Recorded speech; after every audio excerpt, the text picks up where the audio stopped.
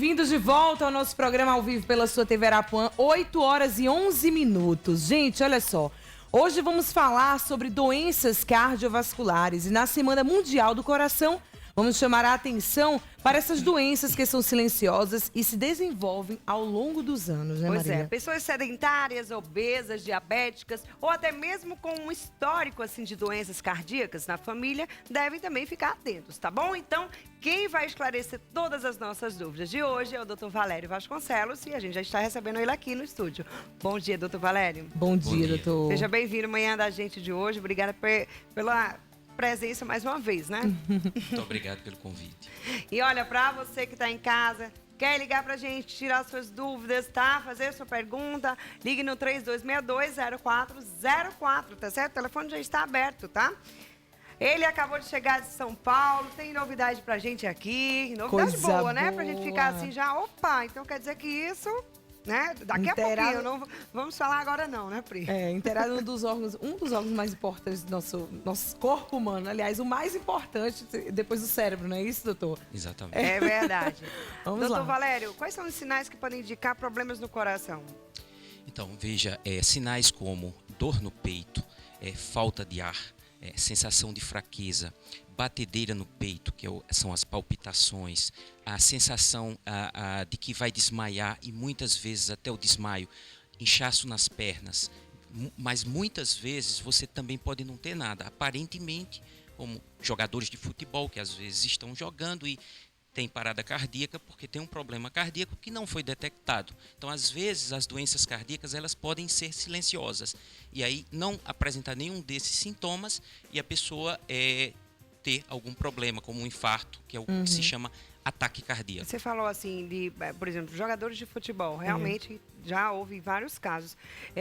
Mas assim, eles que são atletas, né? As pessoas falam assim, pessoas atletas, pessoas que malham, pessoas que vão para academia, fazem esteira, caminhada. Isso é bom para o coração. E por que essas pessoas têm isso? Exatamente. É aí onde a doença cardiovascular ela é perigosa e muitas vezes até algumas doenças a gente diz que são as assassinas silenciosas. Por quê? Porque muitas vezes a pessoa vende saúde. Você olha para a aparência dela e não sabe que ela pode ter o que a gente às vezes diz, até uma bomba relógio dentro de si. Então, a doença cardiovascular, ela tem essa característica de muitas vezes não aparentar que tem um problema e a pessoa não sente nada, é assintomática. Muitas vezes a pessoa tem a morte súbita é o primeiro sinal de uma doença cardíaca, lamentavelmente, porque o ideal era que antes a pessoa tivesse algum sintoma ou sinal de que tinha uma doença para que fosse feito o diagnóstico, o tratamento e a pessoa não tivesse a morte súbita, né? E em que consiste, né, a doença congênita do coração, doutor?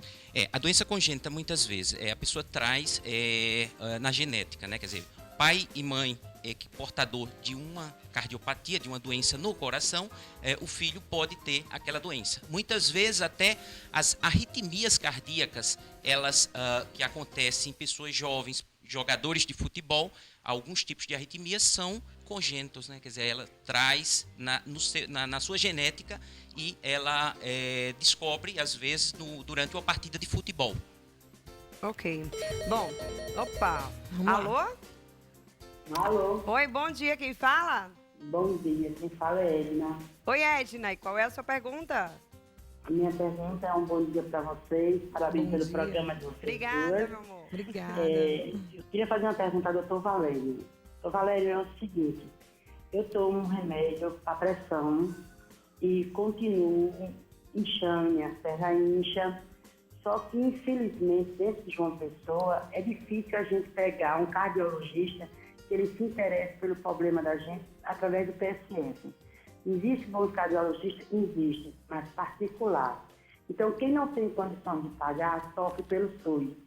Então, até hoje, eu não descobri o porquê dessa inchação. Eu só tenho me queixar uma coisa, que depois que eu tomei um medicamento para emagrecer, foi que veio acontecer tudo isso. A minha pressão já chegou até 28/19.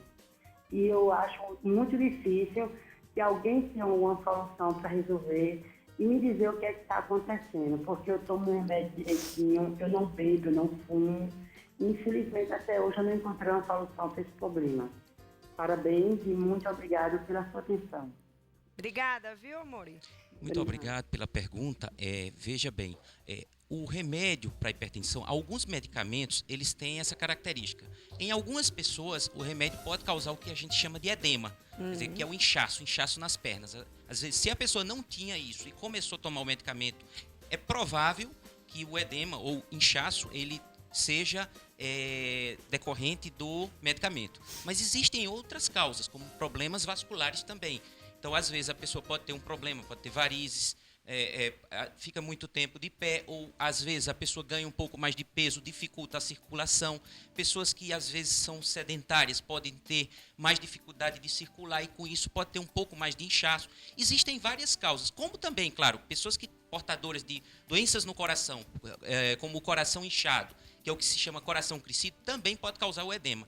Existem várias causas de edema. Tireoide também, às vezes a pessoa é portadora de um problema na tireoide e pode ter um inchaço nas pernas. Então é necessário uma conversa, uma avaliação física e alguns exames complementares também para se saber se a causa do inchaço é do medicamento ou é de algum problema como esses que eu falei. Agora, por que uma pessoa que tem hipertensão, ela não pode parar o medicamento? A hipertensão, em 90% das vezes, ela é uma doença crônica, sem cura, mas com controle. Inclusive, a pessoa pode ter o mesmo tempo de vida que uma pessoa que não é portadora de hipertensão, se a pressão viver controlada. E ela não pode abandonar o medicamento, porque o medicamento ele tem no máximo 24 a 36 horas, às vezes. Por isso que às vezes você diz, olha, alguns tipos de medicamentos que você toma uma vez só por dia, ele fica no organismo por 24 horas. Se a meia-vida da droga, né, do fármaco, for 24 horas. Tem alguns que é de 12 horas, por isso que alguns medicamentos se toma 2 vezes por dia. Então, dependendo do tipo de medicamento que a pessoa toma, é necessário tomar de forma continuada. Então, existe até, às vezes, a pessoa de forma inadvertida, ela no fim de semana para de tomar o medicamento, às vezes a pessoa diz, eu fui para um churrasco e eu ia beber e fiquei com medo, não tomei o medicamento, mas não deve fazer isso. Tem que tomar o medicamento de forma continuada e por toda a vida. E, claro, com o acompanhamento, porque alguns medicamentos eles podem ter alguma alteração no fígado ou alguma alteração no rim, e é necessário a dosagem, né, no sangue a cada tempo, para ver se aquele medicamento está causando algum prejuízo. Os medicamentos são benéficos, mas podem ter alguns tipos de efeitos indesejáveis. Mas é necessário o uso continuado e em algum momento o médico pode até, dependendo se o medicamento não estiver fazendo mais o efeito desejado, se tiver surgido um medicamento melhor, às vezes há uma troca e por toda a vida. Por quê? Porque 90% a pressão não tem cura. Ela tem controle, mas não tem cura. Não tem cura, né? Agora a hipertensão ela pode ser hereditária, pode se desenvolver. Isso. Tem alguns casos onde a pessoa desenvolve, né? Por exemplo, o uso de alguns medicamentos podem causar a elevação da pressão, aumento de peso, porque na verdade a hipertensão ou pressão elevada, pressão arterial elevada, ela é muito genética e junto com o ambiente, o meio onde você vive. Às vezes você está num meio de estresse, estresse no trabalho, estresse em casa, estresse no trânsito, poluição também pode piorar a pressão arterial. Tudo isso pode fazer com que, às vezes, a pessoa tenha uma pressão que a gente diz limítrofe, aquela pressão que nem é uma pressão muito alta, mas que em situações de estresse aquela pressão ela aflora. Então, ela passa a ter um quadro de hipertensão. Então, já que a pessoa vive estressada dia a dia, porque hipertensa para o resto da vida, né? É verdade. Tem uma ligação, Pri. Isso, vamos lá. Alô, bom dia. Alô, bom dia. Alô? Caiu. Alô, bom dia. Alô, Oi, bom dia, quem fala? Barbosa. Oi, Barbosa. Barbosa, Bom dia, Barbosa. Qual bairro? funcionário 3. Coisa boa, beijo pra todo mundo, funcionários 3. Bem-vindo ao Manhã da Gente. Sua pergunta. O endereço do doutor qual é? O endereço do doutor qual é? O endereço? Doutor Valério. Do doutor O Valério? consultório dele. Faça o seguinte, você tem alguma pergunta para fazer pro doutor Valério agora? Porque aí o endereço a produção te passa. Tem alguma pergunta, Barbosa? Eu sou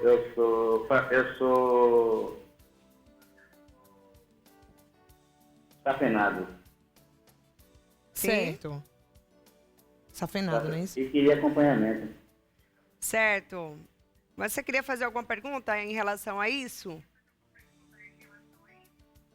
Não é sobre peso, mas que a pessoa vai engordando. Tá. Certo. Tá ok, bom. fica na Obrigada, linha que o viu, pessoal vai Bubu? te dar o contato do Dr. Valério, tá certo? E aí, doutor? Então, o safenado, né? Ele quer saber. O safenado, hoje existem técnicas modernas, né? De tratamento, né? Existe a pessoa portadora de uma obstrução nas artérias do coração. Muitas vezes há necessidade de fazer ou uma ponte de safena ou o que se chama de angioplastia, né, que é através do cateterismo, mas no caso, como ele é safenado, acredito que ele quer saber a questão do controle, como é que isso é feito. A pessoa, hoje em dia, portadora de uma obstrução na artéria, ela vai ser a vida toda portadora daquela obstrução, mesmo que faça uma ponte de safena. Em se fazendo a ponte de safena, a pessoa volta a ter uma vida normal, mas precisa cuidados com a alimentação, precisa cuidados, tomar os medicamentos que são prescritos de forma continuada também e precisa controlar o estresse, parar de fumar se a pessoa fumava antes, controlar o colesterol, se a pessoa é diabética, controlar o açúcar do sangue e levar uma vida normal também, desde que se faça todas as recomendações médicas e que se faça o acompanhamento. É verdade. Ok. Oi. Bom, é o seguinte, ontem foi comemorado aí o Dia Mundial do Coração. E para conhecer melhor esse órgão, né, que é responsável pelo bombeamento, né, sanguíneo, né? Exatamente. Priscila, nós vamos ver o quê a partir de agora? Vamos, a partir de agora, conferir uma série gravada num dos maiores centros cardíacos do país, o Instituto do Coração em São Paulo, o INCOR. Nesta primeira matéria, gente, vamos conhecer as inovações no exame de ecocardiograma feita pelo Dr. Valério.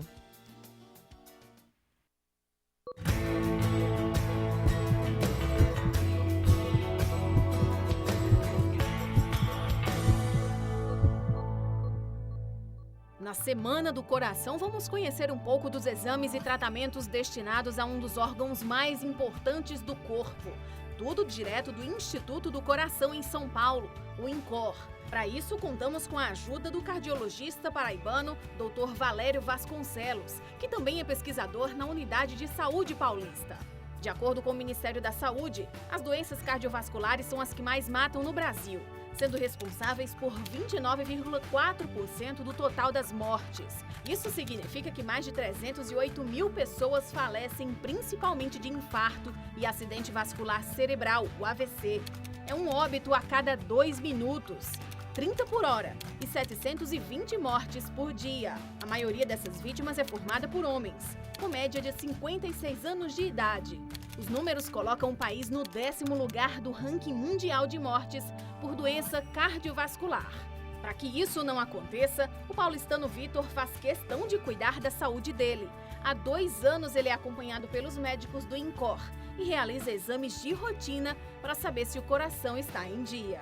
Tenho uma MAV, uma formação vascular na pelve, e já há 2 anos que eu acompanho aqui no Instituto.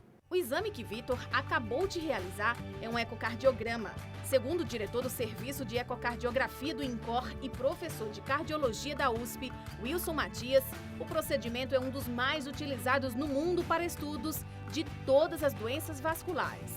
E o melhor, não é invasivo e nem causa efeitos colaterais ao paciente.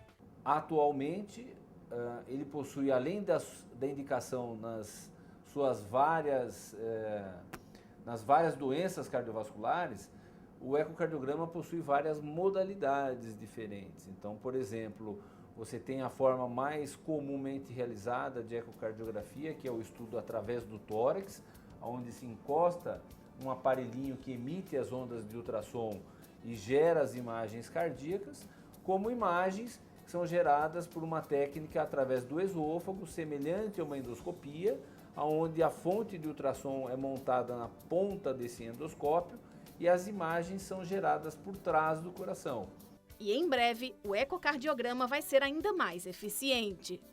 A ecocardiografia hoje, ela avança para a terapia. Então, nós temos um projeto que vamos começar aqui no INCOR nas próximas semanas, que busca tratar o paciente com infarto agudo do miocárdio, que chega na sala de emergência com ultrassom. Esse paciente vai receber a terapia convencional aqui no INCOR, associada ao ultrassom com esses contrastes à base de microbolhas. Vários estudos anteriores em animais, e um estudo em seres humanos no Thorax Center na Holanda, demonstram que se você aplica o ultrassom quando o paciente chega na emergência com dor no peito, a chance dele chegar na sala de cateterismo com a coronária já aberta e limitar o tamanho do infarto desse paciente é muito maior. É quase o dobro do que quem não recebe essa terapia com ultrassom.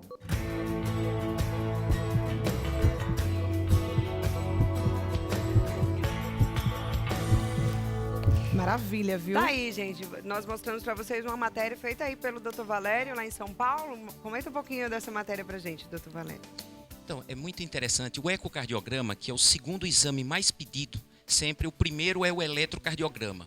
Quer dizer, o paciente ele passa numa consulta, é feita a averiguação de todo o histórico dele, é feita a medida da pressão arterial, é feito um eletrocardiograma. O próximo passo sempre é um ecocardiograma, porque o ecocardiograma ele mostra o coração de forma, como o Dr. Wilson falou, de forma não invasiva, quer dizer, um exame que não emite radiação, é através de ondas de ultrassom, é um exame que inclusive gestantes podem fazer, e é um exame onde a gente olha e vê o coração. Eu sempre digo para os pacientes, quando eu estou fazendo o exame, porque eu sou um apaixonado pelo exame, eu sempre digo para eles, olha, tá vendo seu coração aqui, seu coração, as válvulas, está tudo bem. Eu vou explicando, porque muitas vezes isso tranquiliza também o paciente. Quer dizer, quando a gente está realizando o exame, às vezes você fica só observando na tela e fica uma certa ansiedade no paciente, porque ele fica achando que a gente está vendo algum problema, e aí eu vou dizendo, ó, tá tudo ok, o coração do senhor está bem, tá vendo as válvulas. Então, o ecocardiograma é um exame fantástico, porque mostra o tamanho do coração, mostra, por exemplo, se a pessoa já teve um infarto.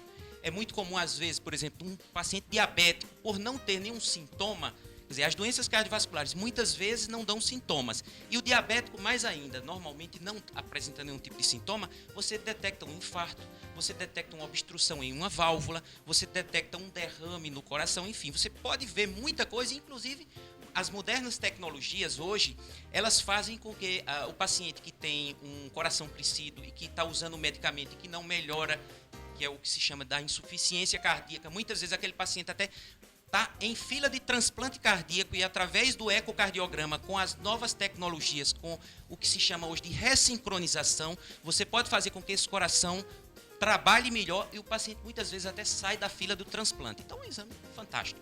É certo que a saúde do coração requer aí uma atenção especial. As doenças cardiovasculares estão aí entre as principais causas de morte no mundo. Uma importante arma para combater aí esse tipo de ocorrência é a medicina preventiva. A dica é do médico do ex-presidente Lula, Roberto Calil. E você acompanha agora na nossa segunda reportagem da série Coração em Dia. Olha só.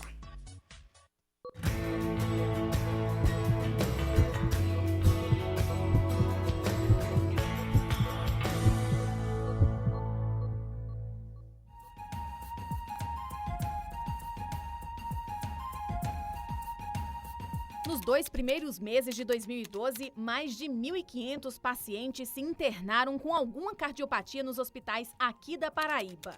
A maioria com insuficiência cardíaca. Os números de óbitos por doenças vasculares também merecem destaque.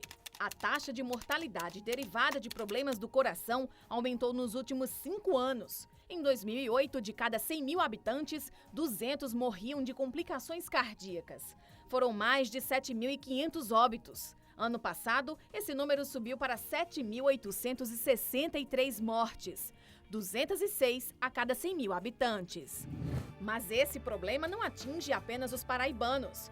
Mais de 308 mil brasileiros são vítimas de infartos e AVCs no país. No mundo, a doença arterial coronária mata cerca de 30% das pessoas acima de 40 anos. Essas dicas são do cardiologista conhecido como médico dos poderosos. Roberto Calil é diretor da divisão de cardiologia do INCOR e tem na lista de pacientes o ex-presidente Lula, a atual presidente do Brasil, Dilma Rousseff, o senador José Sarney e o ex-governador de São Paulo, José Serra. Além dos políticos, os artistas Gilberto Gil, Tom Cavalcante, Vanessa Camargo e Roberto Carlos já passaram pelo consultório do cardiologista. Apesar da escolha dos famosos, ele trata todos os pacientes da mesma forma. Eu não sou melhor que ninguém, apenas atendo algumas pessoas, talvez, que tenham ganhado uma exposição política maior. É isso, né? Mas não passa disso, na minha opinião. E quando estão no meu consultório, ou fazendo exames comigo, avaliações, são pessoas que eu encaro como pessoas comuns, né? É assim que tem que ser encarado. O paciente é um paciente. O cardiologista paraibano Valério Vasconcelos bateu um papo com o Dr. Roberto sobre os desafios e as pesquisas do setor no maior centro de pesquisa em cardiologia da América Latina, o INCOR em São Paulo. Quais são os desafios enfrentados pelo INCOR por ser um grande instituto, um grande centro de ensino e de pesquisa? O INCOR está numa nova retomada. Há 2 anos começamos um novo rumo para a instituição e sempre foi um grande centro, talvez o maior instituto de pesquisa, ensino em cardiologia e assistência da América Latina. Esse ano nós criamos a central de transplante e transplante cardíaco de pulmão.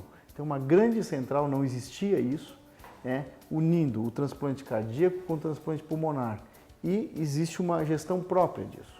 Com isso, nós neste ano já quase triplicamos o número de transplantes cardíacos, a meta anual, e com menor índice de mortalidade. No final da conversa, o médico dos famosos avaliou o atendimento prestado pelo Sistema Único de Saúde, o SUS. O SUS é um sistema muito bom, porém falta, na minha opinião, gestão e dinheiro, né? Tem que ter dinheiro, porque é a medicina de alta tecnologia. Então, o futuro, talvez o SUS tenha um aspecto muito importante na prevenção, e utilizando grandes centros com leis ou para o paciente carente utilizar cada vez mais os grandes centros, até privados, a alta tecnologia desses hospitais.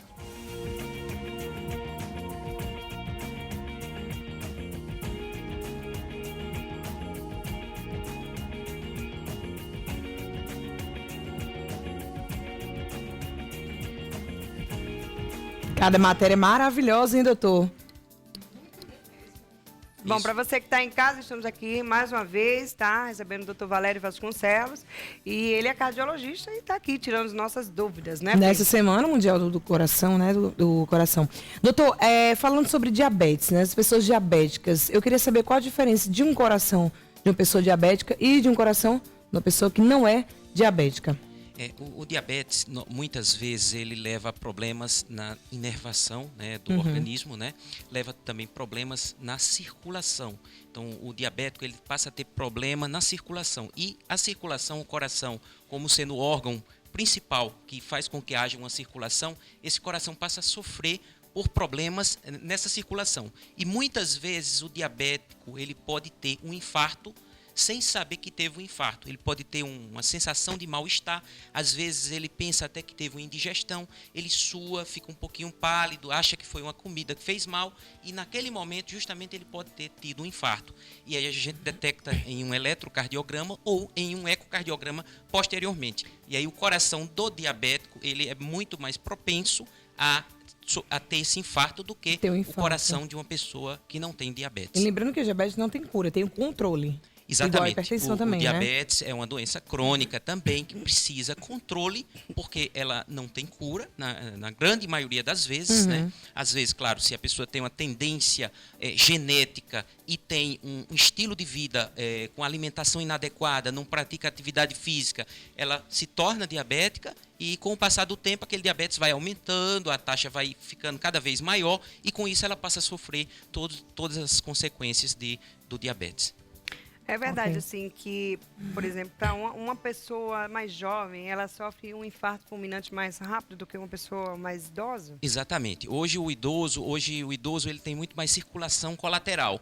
Então, ao longo da vida, a circulação que foi sendo obstruída, ao redor dela começa a ter uma ramificação de novos vasos. Isso, com o tempo, cada vez mais, essa circulação vai aumentando e vai suprindo de forma natural, como se fosse uma ponte de safena natural que o organismo cria. O idoso ele tem muito mais chance do que o jovem. E hoje, a taxa de infarto, que é o ataque cardíaco, acomete muito mais as pessoas com a faixa etária de 20 a 40 anos. Isso é uma coisa muito frequente. Inclusive, existe um tipo de colesterol que é a cada 500 pessoas você vai ter uma chamada hipercolesterolemia familiar.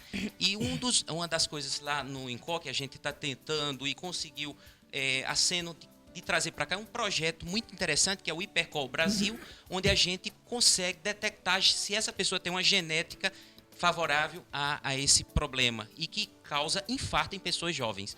Então isso é uma das coisas interessantes, mas é muito frequente hoje em pessoas jovens justamente por conta do estresse, estilo de vida inadequado, enfim. Nesta última matéria da série, vamos conhecer um método que ajuda a prevenir um ataque cardíaco. Olha só.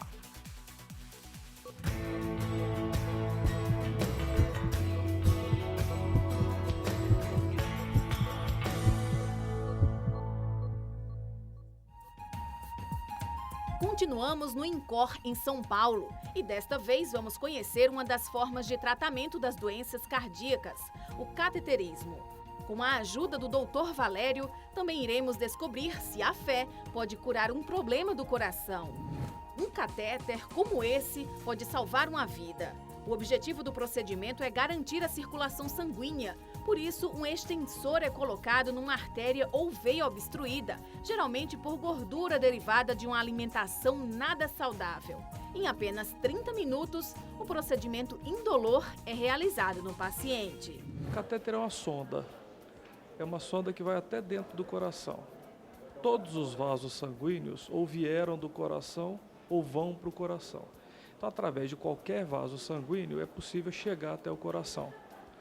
A sonda vai até o coração através, de um modo geral, dos punhos ou das virilhas. São as duas vias mais usadas para fazer o cateterismo. Segundo o especialista, o cateterismo é considerado pelos médicos o melhor tratamento para evitar um ataque cardíaco, mas revela que esse método ainda não é realizado em todo o país. Apesar disso, as unidades de saúde possuem uma medicação alternativa para ajudar o paciente. O diagnóstico e o tratamento vão depender da patologia da doença ali. Há situações em que a gente faz o cateterismo, faz o diagnóstico, depois, num segundo tempo, volta para fazer o tratamento. Agora, nas situações de emergência, e você sabe que o cateterismo é o tratamento de eleição, o melhor tratamento possível para o infarto do miocárdio, a pessoa que chega no pronto-socorro com infarto, o melhor tratamento é através do cateterismo. Nessas situações, o diagnóstico é feito logo depois é feito o tratamento, porque nós não temos tempo a perder. Então, para situações de emergência, cateterismo diagnóstico e cateterismo terapêutico, quer dizer, o tratamento, eles fazem parte de um procedimento só. Mas existem alguns casos que a medicina não explica. Como pacientes saíram da zona de risco sem muitas intervenções? Talvez a fé possa ter contribuído para essa melhora, muitas vezes repentina. O cardiologista Roque Marcos Savioli escreveu um livro para contar a recuperação de 12 pacientes dentro do INCOR. Esse foi o primeiro livro que eu escrevi em 2002. E hoje a gente já tem 450 mil exemplares já vendidos. É um livro que realmente marcou a minha vida, sabe? Tem muito da minha vida pessoal, como do aspecto religioso, da minha conversão, e tem muito também do que eu vi no consultório médico, que eu via que pessoas que têm fé, elas evoluíam diferente das pessoas que não tinham fé. Então aquilo foi me chamando muito a atenção. Um dos casos do livro lançado em 2002 conta a história de um nordestino. A história do seu Antônio. O seu Antônio veio do Nordeste trazendo o seu filho para fazer uma cirurgia do coração. Ele ia trocar uma válvula. E já que ele estava aqui em São Paulo, ele achou melhor procurar um cardiologista para fazer um check-up. E, surpreendentemente, ele apareceu com uma lesão importante dos exames que me obrigou a pedir um cateterismo. E esse cateterismo revelou uma lesão grave nas 3 coronárias. Em resumo, era uma pessoa que veio aqui fazer um check-up e, de repente, ele tinha que operar o coração. Me lembro muito bem, eu estava aqui no 6º andar, examinando meus pacientes, quando, de repente, no meio da manhã, me liga o telefone, era o cirurgião, querendo falar comigo. Evidentemente, na hora pensei, falei, bom, cirurgião para falar comigo, para dizer que está tudo bem, não deve ser, não é? Seguramente porque deve ter tido alguma complicação. E tinha tido mesmo. Quando o paciente entrou na sala, na hora que eles abriram o tórax, porque eles fazem uma secção vertical no tórax, a hora que abriram o tórax, tinha rompido a artéria aorta. Quer dizer, isso é uma situação muito grave que acontece. A ruptura de artéria aorta, a mortalidade é altíssima. Isso acontece em qualquer lugar. Vocês imaginem, rompeu, sai todo o sangue, sai para o tórax, a pessoa morre. Mas exatamente aquilo aconteceu no centro cirúrgico. Quer dizer, deu tempo dele resolver, o cirurgião conseguiu fechar e operou, e ele ficou bom, saiu inteiro de lá. Quer dizer, ele entrou para fazer uma cirurgia e aconteceu essa eventualidade no centro cirúrgico. Seja com a contribuição da medicina ou da fé, o melhor é não precisar de nenhum dos dois, aconselha o cardiologista. Por isso, recomenda consultas regulares ao médico, controle do peso e atividades físicas para se ter um coração saudável. Eu sempre recomendo para meus pacientes que façam exercício físico, isso ajuda muito no estresse, que tenham atitudes benemerentes, sabe? Você procurar fazer o bem, servir o próximo, isso é uma coisa extremamente boa, melhor para você do que para aquele que você está fazendo bem.